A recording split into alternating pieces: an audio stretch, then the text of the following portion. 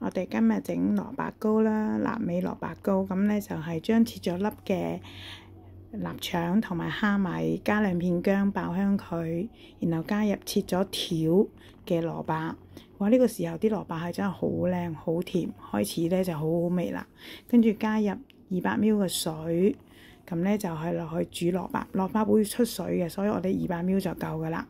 咁同時咧加入少少糖啦、鹽啦同埋胡椒粉，跟住咧就落去煮，令到啲蘿蔔咧先入咗味先。咁大約煮15分鐘之後咧，我哋就加入埋刨絲嘅另外一半蘿蔔啦。咁嘅話咧口感就會特別好。冚蓋繼續煮半個鐘頭左右啦。咁呢個時候我哋稱粉啦。咁咧我哋就會用鷹粟粉同埋粘米粉嘅，咁個份量咧就係80克嘅粘米粉，就加170克嘅嗰個鷹粟粉。咁呢個配方做出嚟咧係好好味、好軟糯啦。咁我哋睇下啲蘿蔔咧已經煲到咧，呢度大約煲咗15分鐘啦，咁都 OK 嘅，咁啊繼續煮啦。跟住我哋就攞200ml嘅水咧，就係愛嚟咧開稀咗呢個乾粉先嘅。咁呢個乾粉咧就大約200克咧，好開嘅時候比較難開啲嘅，咁但係你慢慢咧逐啲加入去咧，佢一樣開到個糊狀出嚟咯。咁跟住咧我哋就俾少少耐性啦，兜下去啦。跟住咧就千祈記得唔好加太多水啦，200ml慢慢加，逐啲加。咁開稀咗之後，佢變咗一個漿啦。咁呢個漿嘅時候咧，咁我哋咧就可以同我哋煮好咗個蘿蔔。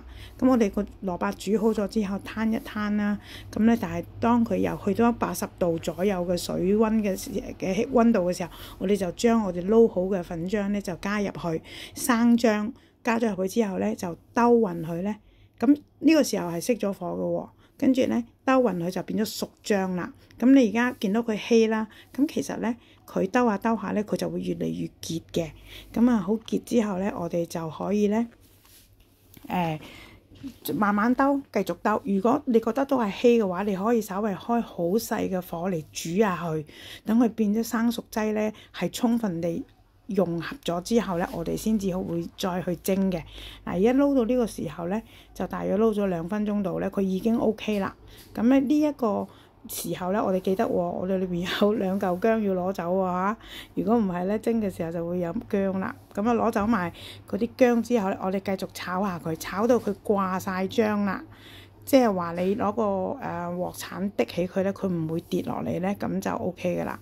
咁我哋屋企咧就比較中意食腍少少嘅，咁所以呢一個咧就啱我。但係如果你哋覺得太腍嘅話咧，咁你可以適當地加少少乾粉咯。要加乾粉就係加粘米粉嘅咁我屋企自己食啫，咁所以咧我就會係用一個蒸籠啦，咁鋪一個蒸籠布，然之後將呢啲蘿蔔糕漿咧就直接擺上嗰個蒸籠嗰度，咁然之後咧就蒸一底咯。蒸完之後咧就即係劏開佢咁樣，可能媽咪要一份啊，自己屋企又要啲啊咁樣咯。咁呢個係古老嘅做法啦而家嗰啲人就攞錫紙盤啊，攞啲兜嚟蒸嘅，咁我就比較中意用蒸籠咯。咁我哋呢度竹蒸籠嚟嘅，跟住咧就隔水蒸大約40分鐘。咁視乎厚薄啦。